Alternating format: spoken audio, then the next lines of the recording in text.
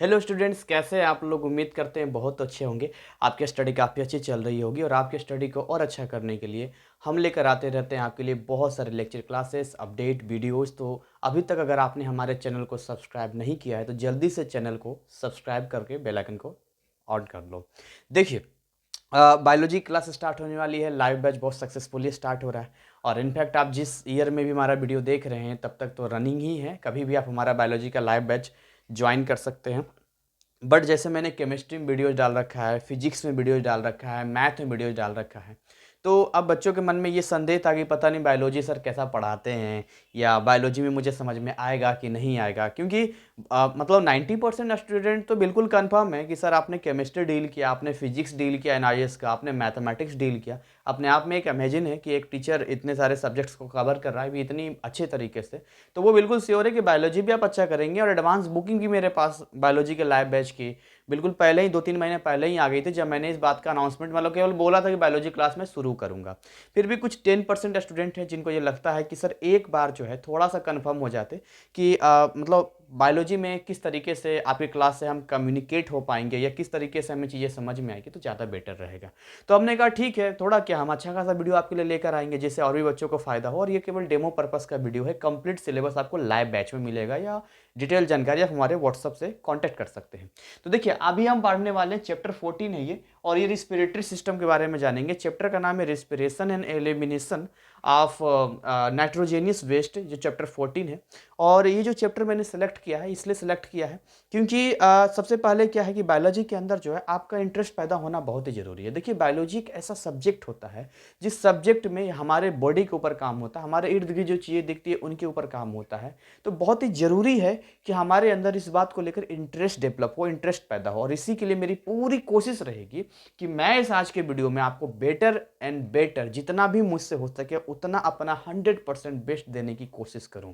देखिए, सबसे पहले कुछ टर्म की हम लोग बात कर लेते हैं। सबसे पहला है रिस्पिरेशन और उसके बाद है ब्रीथिंग। देखिए, रिस्पिरेशन का मतलब क्या होता है? रिस्पिरेशन एक कंप्लीट प्रोसेस होता है और ब्रीथिंग का मतलब देखिए हिंदी मैंने लिखा है श्वास लेना और छोड़ना। तो जैसे पहली बार जैसे मैं पढ़ता था बायोलॉजी, तो पहली बार जो मुझे बताया कि पहली बार सुना कि बोले कहीं रेस्पिरेशन बोलता है, कहीं ब्रीथिंग बोलता है, तो दोनों में फ़र्क क्या होता है भाई? ब्रीथिंग में क्या फ़र्क है या रिस्पिरेशन में, कि दोनों एक ही चीज़ होता होगा? तो टीचर ने कहा नहीं, ये दोनों ना अलग अलग चीज़ें हैं, एक चीज़ें नहीं है। तो बोले क्या बात करते हैं सर? देखिए, बाबा रामदेव दिखाते हैं ना ऐसे करके, ऐसे सांस लेते हैं छोड़ते हैं, सांस लेते हैं छोड़ते हैं, हो गया ना, हो गया श्वसन मस्त बिंदास। देखिए, नाक दिया है बढ़िया से, फिर पता चला कि नाक ये तो बंद कर लेते हैं ऐसा करके, तो ये देखिए मुंह से भी सांस ले लेते हैं तो इससे भी काम हो जाता है। इसका मतलब लोरचा कुछ और है। बोले लोरचा कुछ और क्या है भैया? तो लोरचा ये यहाँ पर है कि पूरा का पूरा एक सिस्टम बना हुआ है इसका, समझ रहे हैं? पूरा का पूरा एक रेस्पिरेटरी सिस्टम बना हुआ है और उस पूरे सिस्टम से डाइजेशन का होता है ना एक सिस्टम, जिसमें खाना खाते हैं एकदम स्टेप बाय स्टेप, यहाँ स्टोमक में जाता है, स्टोमक के बाद वहाँ 1-2-3 घंटे रहने के बाद फिर वो वहाँ से जो है स्मॉल इंटेस्टाइन में जाता है। स्मॉल इंटेस्टाइन में जब वो जा रहा होता है तो यहाँ से गॉल ब्लेडर जो है, और वहाँ से क्या करता है, लीवर वगैरह उसको क्या भेजता है, लिक्विड भेजता है, जिससे कि जो फैट होता है ना, absorption of fat small intestine के अंदर बढ़िया से हो सके। फिर वो स्मॉल इंटेस्टाइन में प्रोसेस होता है, देन आफ्टर वो लार्ज इंटेस्टाइन में जाता है, देन उसके बाद जाके वो वेस्ट के रूप में निकलता है। तो ठीक वैसे ही जो है रेस्पिरेटरी सिस्टम होता है सांस लेने का। तो आपको जो दिखता है ना कि खाली नाक भगवान दे दिए हैं और नाक में एकदम सांस ले लेते हैं, ऐसा कुछ नहीं है। पूरी तरीके से जो दिखता है वो होता नहीं, जो होता है वो दिखता नहीं। आइए समझते हैं। देखिए, रेस्पिरेशन में होता क्या है? रेस्पिरेशन एक कंप्लीट प्रोसेस, ऑक्सीडेशन एक वर्ड है। आप कहेंगे सर ऑक्सीडेशन का मीनिंग क्या है? What do you mean by oxidation? देखिए, जब आप इस ऑक्सीडेशन के टर्म पे आएंगे तो ऑक्सीडेशन का मीनिंग होता क्या है? देखिए, ऑक्सीडेशन होता है जब ऑक्सीजन का एडिशन होता है। समझिएगा मेरी बात ध्यान से, एडिशन ऑफ ऑक्सीजन। अरे सर आप तो केमिस्ट्री में घुसा दिए एकदम से। अरे भाई, केमिस्ट्री भी यहाँ पर आएगा क्योंकि हमारे बॉडी के अंदर फंक्शंस हो रहा है ना, तो बॉडी के फंक्शन थोड़ी ना एक रूप में चलेगा भाई। फिजिकल में फिजिक्स भी होगा, केमिस्ट्री भी होगा, सब कुछ होगा। तो ऑक्सीडेशन यानी एक बात तो पक्की है कि यहाँ ऑक्सीजन आने वाला है। कहाँ? शरीर के अंदर। अरे वो तो हम जानते हैं सर, वो ऑक्सीजन अंदर ऐसे खींच के ले लेते हैं। वेट वेट अभी रुको, किसका? ग्लूकोज का जैसे बोलते हैं ना ऑक्सीडेशन होता है किसी चीज़ का, जैसे कि मान लीजिए रस्टिंग, रस्टिंग में क्या आपने पढ़ा, जिसमें आयरन के साथ में ऑक्सीजन जुड़ता है, उस प्रोसेस को ऑक्सीडेशन कहते हैं। तो देखिए कोई ना कोई मटेरियल होगा, कोई ना कोई सब्सटेंस होगा जिसके साथ ऑक्सीजन रिएक्ट करेगा, उसको बोलेंगे कि उस मटेरियल का ऑक्सीडेशन हो रहा है। तो यहाँ पर ग्लूकोज का ऑक्सीडेशन होता है। What do you mean by glucose? देखिए ये पूरा कंप्लीट प्रोसेस है जिसको मैं समझाऊंगा तो बहुत लंबा टाइम चला जाएगा।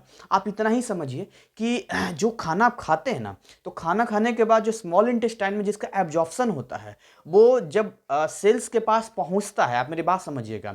तो जैसे घर में समझिए, घर में समझिएगा, घर में क्या होता है, हम राशन लाते हैं, लाते कि नहीं लाते हैं? तो घर में राशन ले आए, चीनी 5 किलो, चावल 10 किलो, आटा है वो ले रहे हैं, ठीक है ले आए जी। आप बताइए घर में राशन तो ले आए, लेकिन अगर चूल्हा नहीं होगा, गैस सिलेंडर नहीं होगा, तो क्या लगता है आपको, आप खाना बना पाएंगे? नहीं सर, खाना तो नहीं बना पाएंगे, नहीं बना पाएंगे खाना। तो ये जो ऑक्सीजन होता है ना, वो गैस सिलेंडर की तरह काम करता है। और हमारे शरीर में जो है, हमारे हर सेल्स में, हमारा शरीर किससे बना है? सेल से मिलकर बना हुआ है। तो एक सेल तो है नहीं, बहुत सारे सेल्स हैं, और हर सेल के अंदर अपना एक सिस्टम है, कॉलोनी की तरह है, एक सोसाइटी की तरह है। तो उसमें ना हर सेल में एक किचन होता है, और इस किचन का क्या नाम है? माइटोकॉन्ड्रिया, जिसके बारे में हम पढ़ेंगे अभी बढ़िया से, इस वीडियो में नहीं, फिर कभी पढ़ेंगे। तो माइटोकॉन्ड्रिया ये समझिए एनर्जी बनाने का काम करता है। उसको हम लोग क्या बोलते हैं? उसको ट्रांसफार्मर कहते हैं, उसको बिजली घर कहते हैं, है ना, शरीर का बिजली घर कहते हैं।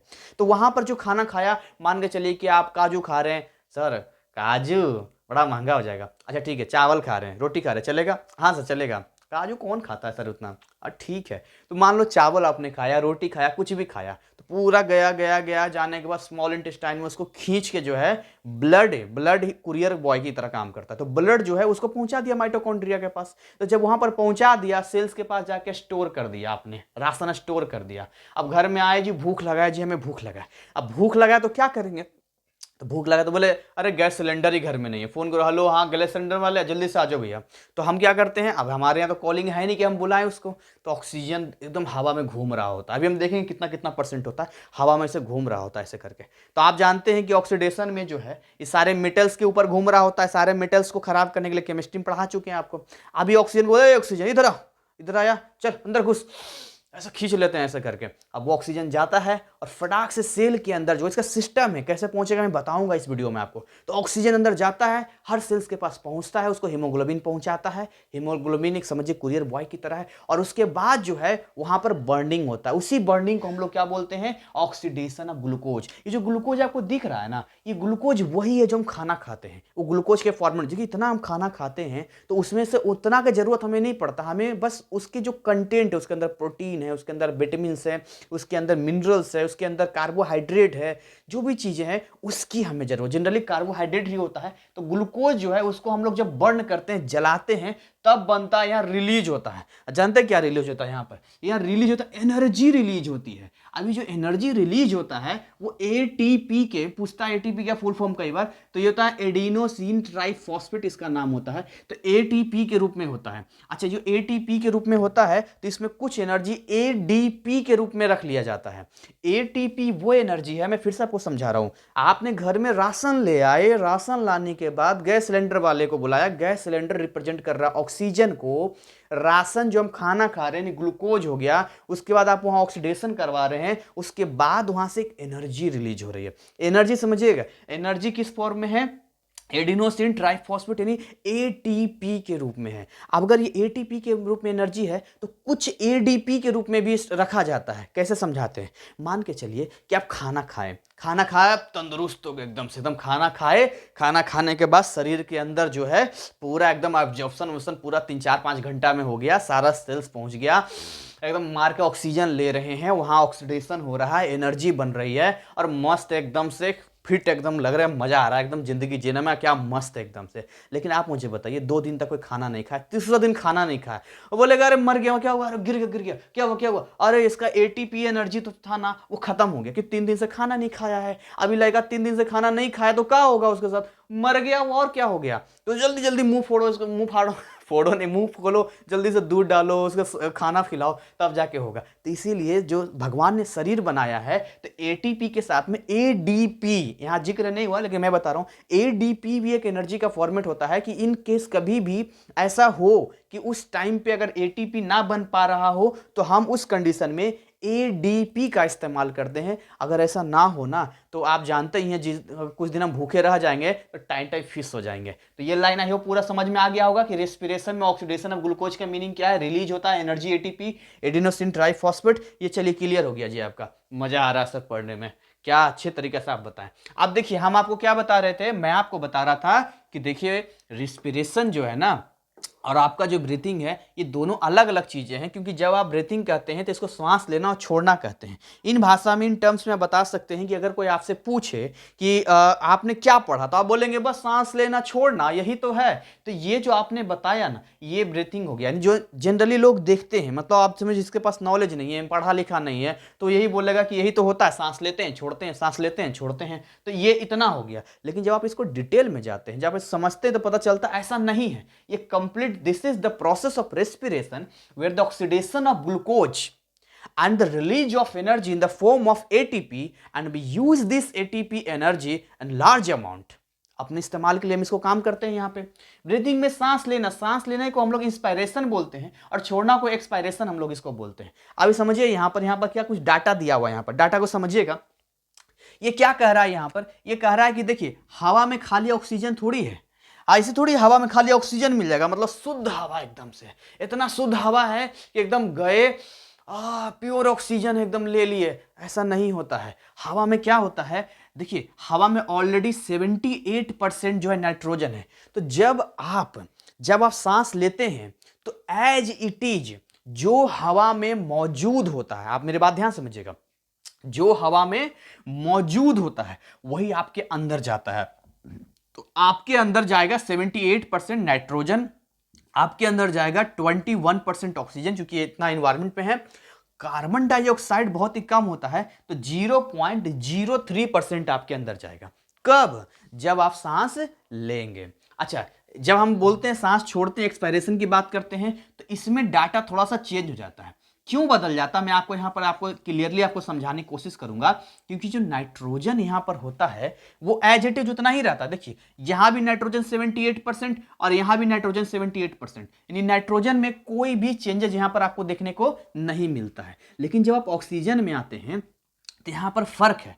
फर्क यहाँ पर कैसे है मैं आपको यहाँ पर बताऊंगा कि फर्क में चेंजेस किस तरीके से होता है और किस तरीके से कार्बन डाइऑक्साइड का होता है। क्योंकि जब घर में किचन में खाना बनता है तो क्या करते हैं, उन गैसेस होता है ना, बेकार गैसेस बनते हैं, जिसको एग्जॉस्ट फैन लगा के हम लोग उसको बाहर निकाल देते हैं। तो सोचिए माइटोकॉन्ड्रिया के अंदर अगर खाना बनेगा तो यहाँ भी बेकार की गैसेस बनेगी, और वो गैसेस कौन सी गैसेस होती है, कार्बन डाइऑक्साइड। और यही कार्बन डाइऑक्साइड जो है 4% अमाउंट होता है। तो कितना होता है, 4% होता है। तो इसी को थोड़ा हेर फेर कर लेंगे कि 21 में जो है, इसी को आप सेट कर लीजिए, 17 4 21 वैसे भी हो गया, 17 4 21। अब ये 0.03% है, तो यहाँ पर लगभग 4.6% होता है, पर अप्रोक्स में हम 4% यहाँ पर लिख देते हैं यहाँ पे। तो ये आपका पूरा मामला, इसको आप ध्यान रखिएगा, ठीक है। तो यहां पर हमने पूरे तरीके से समझने की कोशिश किया है कि एक्चुअली में अब आपके दिमाग में ये आना चाहिए, जब भी ये रेस्पिरेशन आए, अभी रेस्पिरेटरी सिस्टम पे नहीं आए हम लोग, खाली मैंने आपको इंट्रोडक्शन दिया है कि रेस्पिरेशन और ब्रीथिंग में फर्क क्या होता है,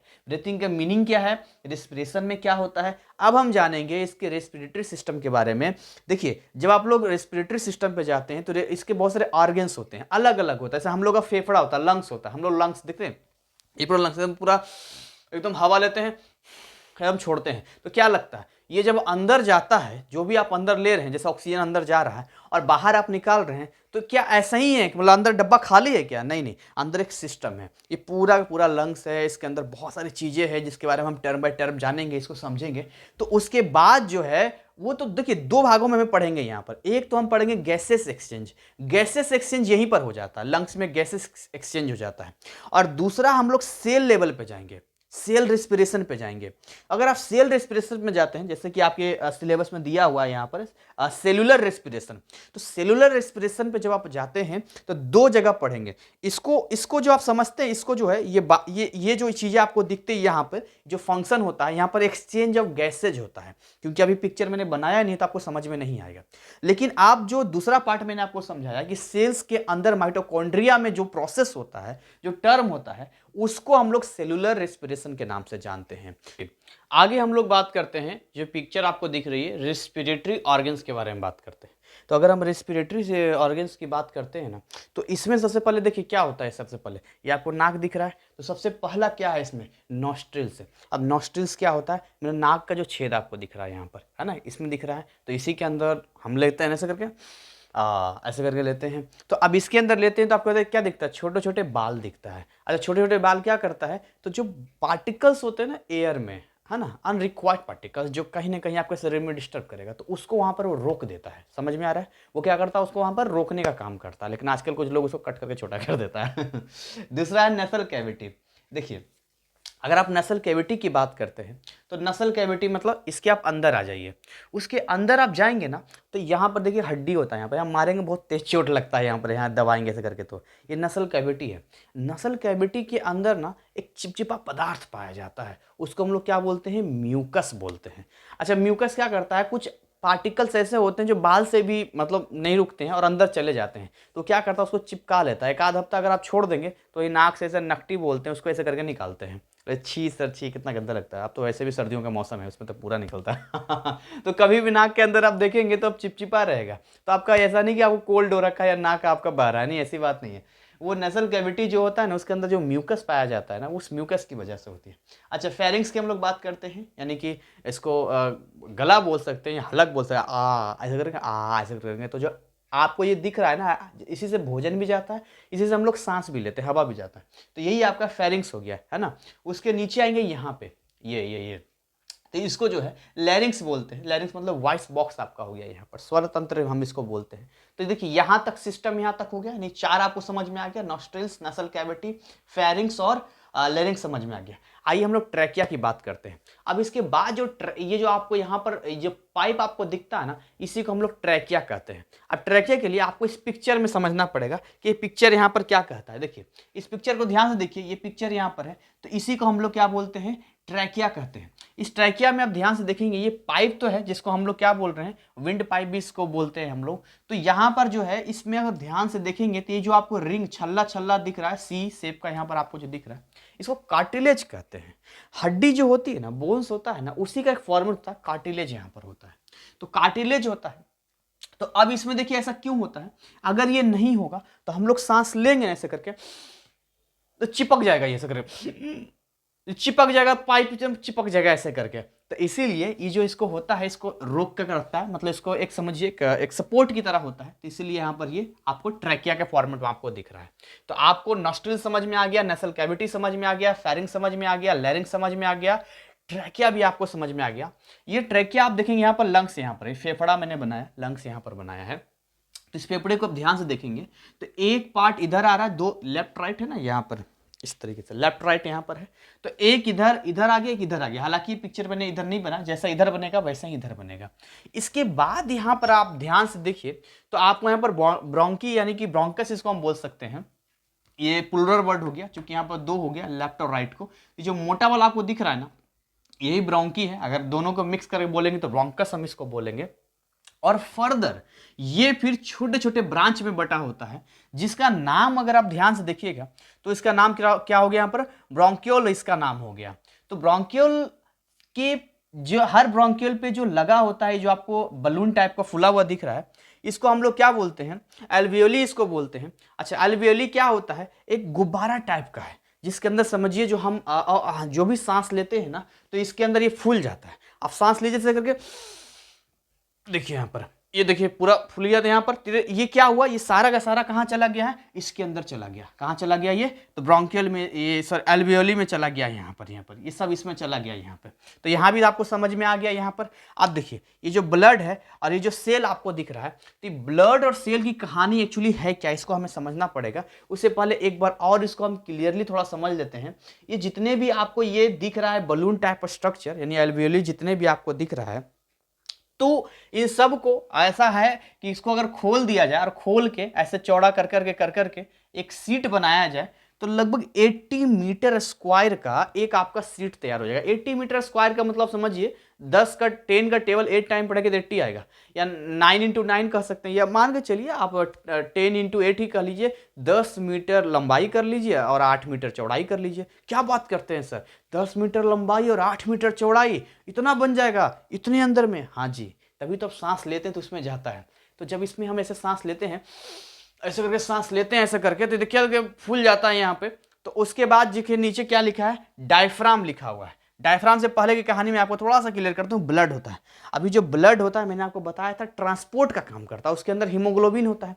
तो जो हीमोग्लोबिन होता है वो ऑक्सीजन को पहुंचाने का काम करता है। तो अब यहाँ पर ब्लड रेडी रहता है यहाँ पर। अब जैसे ही ब्लड आया, जैसे हम ऐसे सांस लिए, ऐसे सांस लिए यहाँ पर, तो क्या ले रहे हैं हम लोग, ऑक्सीजन ले रहे हैं। तो ऑक्सीजन गया ऐसे करके और यहाँ पर ब्लड आया। तो जो एक्सचेंज ऑफ गैसेज है यहीं पर होता है, इसी एल्वेोली के पास जो है एक्सचेंज ऑफ गैसेज, एक्सचेंज होता है गैस का। क्या एक्सचेंज होता है, तो इसमें से जितना भी ऑक्सीजन है वो सब कौन ले लेता है, ब्लड ले लेता है। ब्लड का कौन, हीमोग्लोबिन। तो अल्लाह अल्लाह जल्दी उसको लेता है लो, और उसके बाद फिर वो निकलता है, और निकलता है रास्ते में सबको ये लो ऑक्सीजन ये, क्योंकि हमारे शरीर में बहुत सारे सेल्स हैं। अब इतने सारे सेल्स हैं तो हर किसी में माइटोकॉन्ड्रिया होगा, हर किसी का अपना किचन होगा, सबको गैस सिलेंडर फेंक रहा है लो लो लो, और साथ में जो है क्या बोल रहा है, क्या कार्बन डाइऑक्साइड है, उधर से आने पर लो लो लो कार्बन डाइऑक्साइड लो, ऑक्सीजन लो कार्बन डाइऑक्साइड लो। तो इस तरीके से जो है एक बार तो एक, हालांकि इसका अलग हार्ट आप जब पढ़ेंगे तो उसका एक अलग अलग सिस्टम होता है प्योर ब्लड और इम्प्योर ब्लड का, लेकिन मैं आपको मोटा मोटी समझा रहा हूं कि ब्लड ही जो होता है वो क्या करता है, यहां से ऑक्सीजन को ले जाता है और उधर से जो कार्बन डाइऑक्साइड लाता है तो उसको बोलता है इधर लो ऑक्सीजन, ये लो कार्बन डाइऑक्साइड, ये लो ऑक्सीजन, ये लो कार्बन डाइऑक्साइड। तो इसको जो है क्या करता है, इसको क्या करता है, एक्सचेंज करता है। और ये एक्सचेंज में हम ऐसे सांस लेते हैं और जब छोड़ते हैं तो क्या निकलता है, कार्बन डाइऑक्साइड निकलता है। तो जो कार्बन डाइऑक्साइड निकलता है तो ये ब्लड का ही काम है यहाँ पर। ये ओवरऑल मैंने मोटा मोटी सिस्टम समझाने की कोशिश किया है आपको, ब्लड का सेल्स का मैंने समझा दिया। अच्छा, डायफ्राम की बात करते हैं। क्या लगता है आपको, जब आप सांस लेते हैं ऐसे करके, ऐसे सांस ले लेते हैं पूरा, तो आप समझिए यहाँ पर ये जो ऊपर आपका उठता है, आप मेरी बात ध्यान समझिएगा, ये जो आपको ऊपर उठता है धक्का देता है, कौन धक्का देता है, देखिए ध्यान से देखिए कैसे कर रहे हैं। सांस लिए यहां पर, ऊपर उठ गया ना ऊपर, और छोड़ रहे हैं नीचे आ रहा है। तो डायफ्राम जो है ना, डायफ्राम ये पुश करने का काम करता है। पुश समझते हैं, जैसे यहां पर जो है, जैसे आपने इतना फेफड़े में इतनी ताकत नहीं होती है कि वो अपने आप को ऊपर उठा सके। आप मेरी बात ध्यान समझिएगा, इसको डायफ्राम हार्ड होता है। तो डायफ्राम क्या करता है, ये इसको उठाता है ऊपर की ओर, ऐसा करके जो उठाता है उसको। तो ऐसे करके सांस लेते हैं, ऐसे करके लेते हैं, तो ये जो आपको ऊपर के उठाया है ना, डायफ्राम ऊपर के उठाया है, फिर छोड़ते हैं तो नीचे आता है। जो प्रेग्नेंट लेडीज लोग होती है तो उनका जो डायफ्राम है ना वो काम नहीं करता, क्योंकि ऑलरेडी मतलब बेबी होता है। तो अब वो जो पसलियां होती है ना, हड्डी पसलियां होती है ना, वो पसलियां उनको हेल्प करता है उनके सिस्टम में ऊपर उठाने के लिए। ठीक है, ये बात ध्यान रहेगा आपको। देखिए कई बार देखते हैं फिल्म वगैरह में कोई गिर जाता है, ऊपर से गिर गया, पता चला डायफ्राम टूट गया उसका, और टूट गया डायफ्राम, देखते हैं ऐसा करता ऐसे करता, मर गया ऐसे करके। तो कहां से ले पाएगा, आप समझिए। जैसे सांस भरेगा तो इसको जो उठाता है ऐसे करके, कौन उठाएगा इसको ऐसे करके, तो हाइट बढ़ाना है, सांस बढ़ा लीजिए, तो डायफ्राम ही तो इसको देता है ऊपर की ओर। तो डायफ्राम भी मैंने आपको क्लियर कर दिया है। तो ओवरऑल मैंने इसको मोटा मोटी आपको समझाने की कोशिश किया है, बताने की कोशिश किया है। आइए फिर हम आगे की बात करते हैं। देखिए यहां पर जो है जब कोरोना का टाइम ऐसा होता है तो उसमें क्या होता है, कोरोना का टाइम में जैसे आदमी को जब कोरोना होता है तो सारा कोरोना वायरस जितने भी आपको एल्वेली दिख रहा है इन सब में आके भर जाता है, और आदमी सांस लेता है तो कहाँ से भरेगा, पूरा भरा हुआ होता है। ठीक है, अब आइए बात करते हैं कि जब हम खाना वाना खाते हैं तो वहाँ पर सड़क जाना कहते हैं, यानी कि कई बार नाक से भी कोई चावल का दाना निकल जाता है या खांसने लग जाते हैं। ऐसा क्यों होता है इसको समझते हैं। देखिए यहाँ पर क्या होता है, ये यहाँ पर जो आपको दिख रहा है, जब क्योंकि यहाँ तक तो जो आपका गला तक आए थे, यहाँ पर लैरिंग्स तक आए थे, तो वो तो सेम ही था, चाहे वो फूड पाइप कहिए या आप एयर का कहिए, दोनों एक ही चीज जा रहा था। लेकिन वहाँ दो रास्ते बढ़ जाते, एक एयर का बट गया, ये वाला यहाँ से जो ट्रैकिया आपको दिख रहा है, और ये वाला जो है एक फूड का, खाना का हो गया। तो यहां पर जो है ये जो आपको दिख रहा है एपिग्लोटिस आपको दिख रहा है, ये चौराहे पर पुलिस की तरह काम करता है। ठीक है, अगर मान चलिए आप खाना खा रहे हैं तो तो यहां पर इधर आके इसको सीधे बंद कर देगा। क्यों बंद कर देगा, नहीं बंद करेगा तो उधर घुस जाएगा ना, तो दिक्कत हो जाएगा। तो इसीलिए ये बंद अपने आप हो जाता है और इसके बाद जो है ये इधर खाना हमारा चला जाता है। लेकिन कई बार जो है हम खाना खाते हैं, अच्छा इससे पहले हम समझते हैं इसको कंट्रोल कौन करता है, एपिग्लोटिस को कौन कंट्रोल करता है, क्या हम कंट्रोल करते हैं इसको, एपिग्लोटिस लेफ्ट मुड़ जाओ, नहीं राइट मुड़ जाओ, ऐसा नहीं होता। तो ब्रेन कंट्रोल करता है इसको, कौन करता है, ब्रेन कंट्रोल करता है। कैसे कंट्रोल, देखिए समझते हैं। यहाँ पे ऐसा होता है जैसे मान चलिए हम खाना खा रहे हैं, तो खाना खा रहे हैं तो हमें तो मालूम होता है ना कि हम क्या खा रहे हैं, जैसे खाना खा रहे हैं यहाँ पर, तो जैसे ही खाना खा रहे हैं तो जो एपिग्लोटिस है वो पूछता है ब्रेन से, ब्रेन बताओ किधर मुड़ना है, इधर या इधर, है ना। तो ब्रेन कहता है नहीं, ये आदमी जो है खाना खा रहा है, तो ये आदमी खाना खा रहा है ना, तो एक काम करो, ये रास्ता बंद, जल्दी से रास्ता बंद करो, एयर वाला रास्ता जल्दी जाओ, उसको ब्लॉक करो, बंद करो। तो उसको बंद कर देता है और खाना यहाँ से निकल जाता है। लेकिन कई बार ऐसा होता है हम किसी की यादों में खोए रहते हैं, है ना, और उसके बाद जो है हम खाना खा रहे होते हैं। अब यहाँ अब क्या खा रहे हैं, इपिग्लोटिस को पता नहीं चल रहा है, इपिग्लोटिस को नहीं पता चल रहा है कि उधर से आ क्या रहा है, हवा आ रहा है, खाना आ रहा है, ए ब्रेन बताओ क्या आ रहा है, जल्दी से बताओ क्या आ रहा है। अब उसको तो किसी और दुनिया में खोया हुआ है, अब बताएगा ही नहीं, तो कई बार गलती से क्या होता है, बेचारा कंफ्यूज हो जाता है इपिग्लोटिस, और चला जाता है फूड की और उसे लगता है कहीं हवा हुआ आ रहा होगा, और उस चक्कर में जो है खाना जो है किधर घुसने लगता है, एयर में घुसने लगता है। जैसे ही एयर में खाना घुसने लगता है, ये फेफड़ा कहता है अरे ये तो गड़बड़ हो जाएगा, ये कहाँ आ गया, हमारे एरिया में तुम आ गया, तुम्हारे रहने भाग, मारता है ऐसे करके, प्रेशर ऐसे करके ऊपर की ओर मारता है, तो देखते हैं ऐसे सरक जाते हैं ऐसे करके। तो ब्रेन अलर्ट होता है, अरे हम तो लगता है कहीं और सोच रहे थे, हैं अब बोलते उल्टा है कि आपको कोई याद कर रहा होगा, यहाँ तो आप ही किसी को याद कर रहे होते हैं। और कई बार पूरा घुस जाता है तो फेफड़ा सबको बोलता है, सबको ऑर्डर देता है, ए कोई घुस गया इसके अंदर, भगा भगा, मारता तेजी से। अब नाक से जो है पूरा एकदम देखते हैं पूरा निकलना शुरू हो जाता है जो भी खाना वगैरह होता है। तो ये पूरा सिस्टम होता है, इपिग्लोटिस का पूरा काम यहाँ पर होता है। तो आपको ध्यान रखना है यहाँ पर कि इपिग्लोटिस जो है ब्रेन कंट्रोल करता है, और यहाँ पर हम लोग जो है एयर, फूड, जो भी चीज़ है इसके अकॉर्डिंग यहाँ पर काम होता है। ठीक है, तो ओवरऑल मैंने आपको यहाँ पर ये समझाने की कोशिश किया है कि किस तरीके से जो है इपिग्लोटिस और बाकी का जो है ट्रैकिया में हमारा काम होता है। थोड़ा सा इसको और हम लोग क्लियर कर लेते हैं कि जो एल्वेली यहाँ पर है, तो यहाँ पर क्या होता है आप समझिए ध्यान से। यहाँ पे जैसे मान के चलिए यहाँ से ऑक्सीजन को क्या किया, यहाँ ब्लड ले लिया और वापस इसको क्या भेजना है, इसको यहाँ से इसको निकालना क्या है, CO2 को निकालना है। इस ऑक्सीजन को ट्रांसपोर्ट करने के लिए क्या बनाया गया, हीमोग्लोबिन बनाया गया, है ना, हीमोग्लोबिन बनाया गया है। तो ये जो हीमोग्लोबिन आप देख रहे हैं ये किसके लिए, ऑक्सीजन के लिए, और ऑक्सीजन को करता है। लेकिन कई बार ऐसा होता है कि जब धुआं वगैरह में आप रहते हैं तो वहाँ पर क्या होता है, कार्बन मोनोऑक्साइड, क्या होता है, CO, कार्बन मोनोऑक्साइड होता है। तो अब आप कहेंगे कि सर हीमोग्लोबिन हमें तो कोई टेंशन ही नहीं होना चाहिए, क्योंकि हीमोग्लोबिन किसके लिए बना है, ऑक्सीजन के लिए बना है, तो कार्बन मोनोऑक्साइड से क्या टेंशन होनी चाहिए। ऐसा नहीं है, ऐसा होता है कि ये जो ऑक्सीजन को ले जाना होता है, लेकिन जब इसको कार्बन मोनोऑक्साइड दिखता है तो इधर अट्रैक्ट हो जाता है। अब अट्रैक्ट कैसे हो जाते हैं, कई बार होता है कि शादी तो करता है तो बीवी को ही भाई सारा, पत्नी को ही पूरा जीवन साथ देना चाहिए, लेकिन कई बार जो है पड़ोस में भी झांक लेता है कई बार। तो इसीलिए जो है कई बार ऐसा होता है कि जैसे धुआं वगैरह आता है, कार्बन मोनोऑक्साइड होता है, ऑक्सीजन को बोलता है हट हट हट हट, हमको ना ज़्यादा उससे अट्रैक्ट हो रहा हूँ, मुझे उससे अच्छा लग रहा है, अच्छा चला जाता है कार्बन मोनोऑक्साइड सर, अब पूरा कार्बन मोनोऑक्साइड भर जाता है अंदर में। तो इसलिए धुआं वगैरह होता है, ज़्यादा कार्बन मोनोऑक्साइड भर जाता है तो आदमी क्या होता है, बेहोश हो जाता है। अब बेहोश हो जाता है तो फिर उसको जो है ऑक्सीजन वगैरह दिया जाता है। या जाड़ा के दिन में देखते हैं, ठंड में कई लोग क्या करते हैं, मतलब जला के कोई भी लकड़ी वगैरह कोयला जला के सो जाते हैं, दरवाज़ा बंद कर लेते हैं। अब सोचिए कितना खतरनाक है वो, कार्बन मोनोऑक्साइड भरेगा। हीमोग्लोबिन तो जानते ही हैं कैसा है, इसका कैरेक्टर आप मालूम ही है भाई। इसको भगवान राम का किरदार निभाना चाहिए कि भाई इसको ऑक्सीजन के साथ ही करना है, लेकिन ये लाइन मार देता है कार्बन मोनोऑक्साइड को भी, और उस चक्कर में क्या होता है, आदमी का डेथ यहाँ पर हो जाएगा। तो ये सारी चीज़ें हमें समझनी पड़ेगी कि यहाँ पर हीमोग्लोबिन कैसे कार्बन मोनोऑक्साइड के साथ में यहाँ पर वर्किंग में है। कुछ और चीज़ें हैं जो एक बार पॉइंट में कुछ चीज़ें देख लेता हूँ, फिर मैं इसको हम बाइंड अप करेंगे, हमारा ऑलरेडी टाइम होने वाला है। टाइडल वॉल्यूम क्या होता है, एक बार में जितना सांस आप लेते हैं उसमें जो भी हवा अंदर जाता है उसी को हम लोग टाइडल वॉल्यूम कहते हैं, और ये 500 ml जाता है। और एक होता है total lungs capacity. Total lungs capacity में ये हो गया कि भाई जितना भी आप सांस ले लीजिए, भर लीजिए ऐसा करके, तो ये चला जाएगा 6000 ml, लगभग 6 लीटर के आसपास में जाता है। तो अगर आप टाइडल वॉल्यूम की बात कीजिएगा जनरली, तो टाइडल वॉल्यूम क्या, एक बार में जितना सांस हम लोग देखिए, सांस नॉर्मल क्या लेते हैं, ऐसे लेते हैं छोड़ते हैं, नॉर्मल जो सांस ले रहे हैं यहाँ पर, तो वो कितना जाता है, 500 ml, लगभग आधा लीटर के आसपास जाता है। जो एक बोतल आधा लीटर का आप देखते हैं उसमें जितना जा सके। और टोटल लंग्स कैपेसिटी 6000 ml हो गया यहाँ पर। नहीं अब देखते, अब आदमी थोड़ी ना हर बार पूरा, यार कैसी बात करते हैं, टोटल लंग्स कैपेसिटी हर बार तो ऐसे सांस लेते हो, ऐसा करके देखता है कभी नहीं देखा है। आदमी जनरली जो है नॉर्मल जाग रहा होता है तो 16 बार वो कंप्लीट करता है वो, क्योंकि वो पूरा उसको फिर एक तो प्रोसेस उसका लंग्स में होता है यहाँ पर, उसके बाद वो ब्लड में जाके फिर माइटोकॉन्ड्रिया में जाकर वहाँ भी ऑक्सीडेशन होता है, फिर कार्बन डाइऑक्साइड निकलता है। तो पूरा जो प्रोसेस होता है पूरा कंप्लीट हम लोग बोलते हैं यहाँ पे कंप्लीट ब्रीथिंग बोल सकते हैं उसको। तो एक कंप्लीट ब्रीथिंग में 500 ml हो गया, और बहुत ज़्यादा भर लोगे तो 6000 मिल जाएगा। तो इतना हर बार नहीं पूछेगा, जब भी तो टाइडल वॉल्यूम में आपको देना है, टोटल लंग्स कैपेसिटी पर नहीं जाना, कैपेसिटी उतनी है।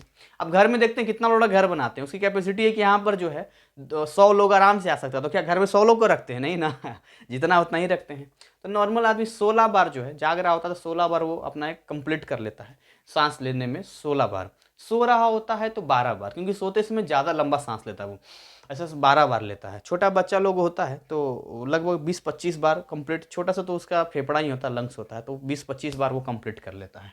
तो ये कुछ चीज़ें थी जो मैंने आपको यहाँ बताने या समझाने की कोशिश किया है। तो मुझे उम्मीद है मैं आपको ज़्यादा टाइम नहीं लूँगा, बताने को तो बहुत कुछ है, बहुत कुछ आपको देना चाहता हूँ मैं, लेकिन क्या था कि थोड़ा एक्सरसाइज और प्रैक्टिस भी आपने करवा दिया बाबा रामदेव का। एकदम सांस लीजिए, सांस छोड़िए। बाबा रामदेव कहते हैं कि ऐसा करते हैं या ऐसे करते हैं, ऐसे करते थे, इसमें ज़्यादा हम सांस अंदर जाता है, ऑक्सीजन जाता है, ये भी अपना एक साइंस है। तो मैं उम्मीद करता हूँ कि आपने इन्जॉय किया होगा, मज़ा आया होगा आपको पढ़कर, ये आप भूलेंगे भी नहीं। तो मैं ऐसे ही सारे टॉपिक और सारे चैप्टर की मेरी कोशिश रहेगी कि इस तरीके से डील किया जाए, ताकि सारा आपको याद भी हो जाए और मज़ा भी आपका आए पढ़ने में। अभी तो बहुत कुछ आपके साथ काम करना है, ये मेरा पहला वीडियो है, तो मैंने अपने तरीके से अपना बेस्ट दिया है। अभी आप मुझे बताएंगे कैसा आपको लगा है और क्या फीडबैक देना चाहेंगे, वीडियो को लाइक करेंगे, डिसलाइक करेंगे, सब आपकी इच्छा है। वैसे तो मैं एनआईएस के स्टूडेंट्स के लिए पूरा डेडिकेटेड रहता हूँ, और हमेशा एक बात ध्यान रखना कि आप जिस सब्जेक्ट में भी आप अच्छा नंबर लाना चाहते हैं, उस सब्जेक्ट में एक इन्वायरमेंट होना बहुत ज़रूरी है, एक माहौल होना बहुत ज़रूरी है। क्योंकि जब तक आप एक सही वे में देखते हैं, जैसे आप मान के चलिए कई लोग होते हैं जो खुद से ही पास कर जाते हैं सेल्फ स्टडी करके, लेकिन जनरली 99% को क्या होता है, एक सिस्टम की ज़रूरत होती है। वो सिस्टम रहेगा तभी जाकर जो है उस माहौल में वो पढ़ पाएंगे, उस माहौल में बन पाएंगे। जब पटना में हम लोग पढ़ने गए तो हम तो आईआईटी की तैयारी करते हैं, तो जिसको नहीं भी आईआईटी की तैयारी करना होता था, उसके अंदर भी 2 साल में ऐसा होता था, कीड़ा घुसता था, आईआईटी के एग्जाम देंगे, हम भी आईआईटी एग्जाम देंगे। भले उसका कुछ भी हो, लेकिन जोश और जुनून इन्वायरमेंट की वजह से आता है। इसीलिए लाइव बैच ज्वाइन करना जरूरी है। वहाँ पर आपको टेस्ट होता है, आप पूछ सकते हैं, रेगुलर क्लासेस होता है। ठीक, रेगुलर वे में मैं मानता हूँ बहुत टैलेंटेड है, बहुत बढ़िया, लेकिन खुद से करने में उतनी चीज़ें नहीं होती है। बाकी आपकी इच्छा है, our best wishes are always with you. ठीक है, आपकी इच्छा है, जो भी आप कीजिए, लेकिन मेरी जो डेमो क्लासेस वीडियो जितनी हो सकेगी मैं आपके लिए लेकर आऊँगा। और इसी के साथ मैं अपनी वाणी को विराम करता हूँ। मिलता हूँ एक नए टॉपिक में, नए पैटर्न, नए टॉपिक के साथ। तब तक ऐसा ही हंसते, खिलखिलाते, मुस्कुराते रहिए। Thank you, wish you all the best.